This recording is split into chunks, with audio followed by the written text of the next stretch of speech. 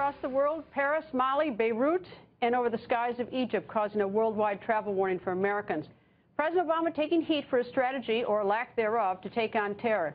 So what would Governor Jeb Bush do if he takes the Oval Office?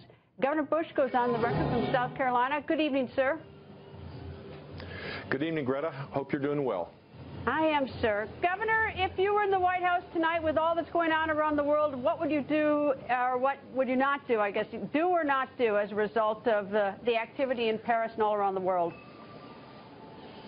I would restate American leadership. I would ask the military commanders for options to destroy ISIS and be serious about it and declare war on them because they've declared war on us.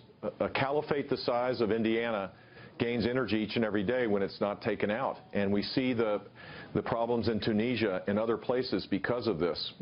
There's chaos because the United States has pulled back. And so I think we ought to have a no-fly zone in Syria. I think we ought to have safe zones on the ground in Syria so refugees aren't risking their lives to leave. I think we ought to have ground troops embedded with the Iraqi military instead of sitting back in safe zones. We need to have air controllers forward-leaning to identify where to attack. We need to get the lawyers off the backs of the warfighters and allow them to do their jobs because they can do it. We need to arm the Kurds, and we need to reinstate our support for the tribal leaders in the Sunni areas of Iraq. There needs to be a comprehensive strategy with American leadership where the rest of the world follows. They'll do it, but they have to rely on the United States to take the lead. Is President Obama doing any of that? He's doing elements of it, but it's not strategic. No one believes he's serious. Everybody thinks he's just waiting, running out the clock to leave and leave this for the next president of the United States. He's not a serious commander-in-chief, and he's putting too many restrictions on the military as it relates to their ability to fight. So this is the challenge. The challenge is when we see weak American leadership, we see what now happens. Voids are filled by asymmetric threats of terror and nation-states that are on the run, whether it's Iran or Russia or China. Across the world, America leadership is desperately needed, and it doesn't exist.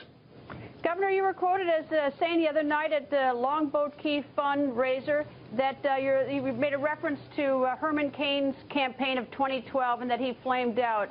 What did you mean by that? What I meant was that Herman Cain was the front runner with close to 30% of the vote. My friend Rick Perry had 38% at his peak. Newt Gingrich soared and got much higher. Rudy Giuliani was the front runner for a long while. Fred Thompson, may he rest in peace, was the front runner for a while. That measuring polls in October and November are completely irrelevant. What really matters is when you get to the earlier states, who has the leadership skills, the proven leadership skills to lead this country, and who can defeat Hillary Clinton. And I think when people look at that kind of filter, go through making that decision through that, they're going to look at me. I don't know if you've seen the news, because I know you've been busy campaigning, but there's a police officer was indicted in Chicago, a first-degree murder in connection with a shooting. You know, we're all sort of on pins and needles as to how the response of the community is going to be. Your thoughts about that tonight? Well, my heart goes out to the family members of any person that loses their life. I think the judicial process needs to work out. People should remain calm for sure. And we also have to recognize that in these cases, there are very rare cases where police officers do the wrong thing. There are thousands and thousands of cases where police officers do the right thing to protect people in every community. Governor, thank you very much for joining us, sir. Hope to see you soon. Happy Thanksgiving, Greta.